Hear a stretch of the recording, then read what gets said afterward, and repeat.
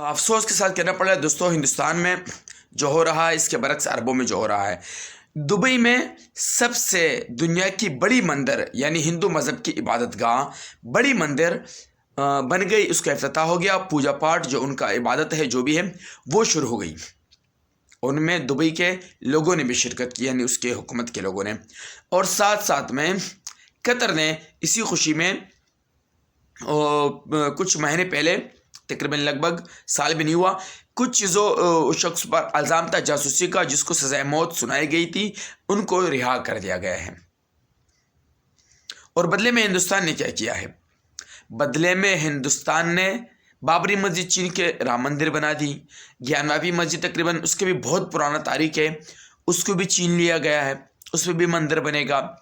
4000 کے لگ بھگ مساجد ایسے ہیں کہ جن کو کچھ کو توڑ دیا گیا ہو اور مزید کم تعداد میں توڑ دیا گیا. مزید یہ 4000 ٹارگٹ پورے کریں گے اور ان کو توڑ کے مندر بنائیں گے.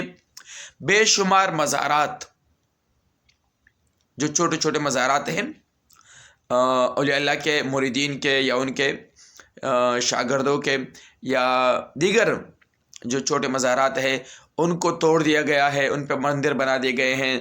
اور قبرستانوں کے ساتھ جو بے حرمتی ہو رہی ہے وہ تو بعد کی بات ہے. ہمارے آقا دو جہاں صلی اللہ علیہ وسلم کی شان میں جو گستاخی ہو رہی ہے وہ تو افسوس کی بات ہے. افسوس جو صحابہ اور اہل بیت اور قرآن اور مکہ اور حدیث اور رب ذوالجلال کی شان میں جو بکواسات ہو رہے ہیں ان کا کچھ بھی پرواہ ان کو نہیں ہے. لیکن عربوں کو کیا خوشی ہے. مجھے حیرت ہوتی ہے کہ اتنی پاک سرزمین، اتنی بڑی قوم کہ دنیا میں سب سے زیادہ پیغمبر عربوں کو ملے ہیں جتنا میں نے سنا ہے، فلسفے مصریوں کو ملے ہیں جتنا ہم لوگوں نے سنا ہے.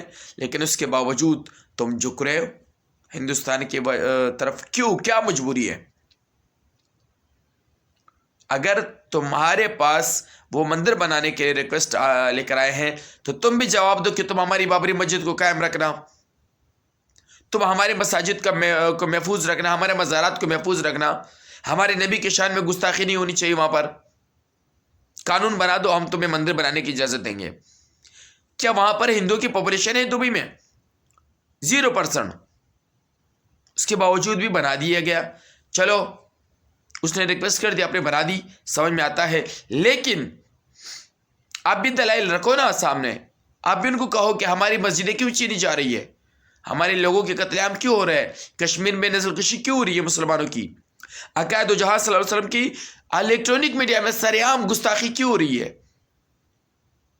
قرآن میں سرعام گستاخی کیوں ہو رہی ہے، مکہ کی سرعام توہین کیوں ہو رہی ہے، رب ذوالجلال کی سرعام توہین کیوں ہو رہی ہے، ہمارے مسلمانوں کو روک کر سڑکوں پر GSR کے نعرے کیوں لگوائے جا رہے ہیں. یہ سوال نہیں کر رہے. حالانکہ عربوں کے پاس بہت دولت ہے، پوری دنیا کو خرید سکتے ہیں. لیکن ایک چیز کی کمی ہے، غیرت کی.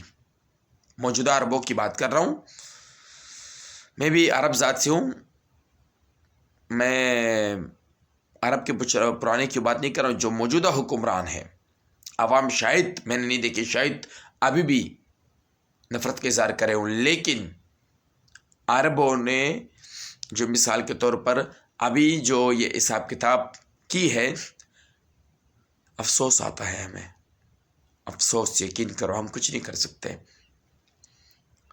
باقی بات یہ رہی تو عربوں کے پاس پیٹرول ہے، ڈیزل ہے. وہاں پر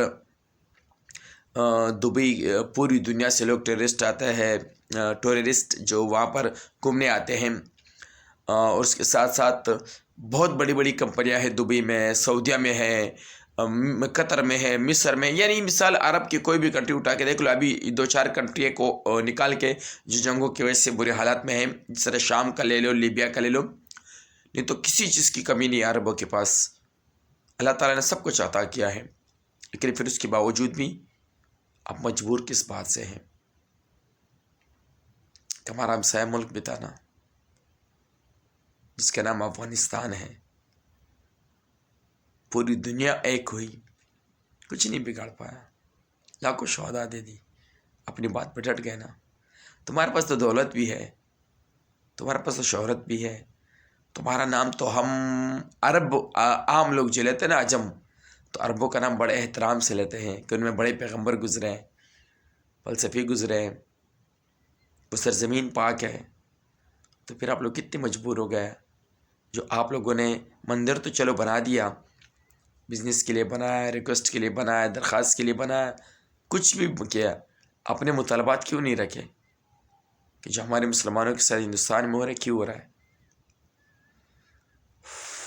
افسوس ہمارے حکمران، افسوس اس امت مسلمہ کے حکمران پر افسوس آتا ہے مجھے.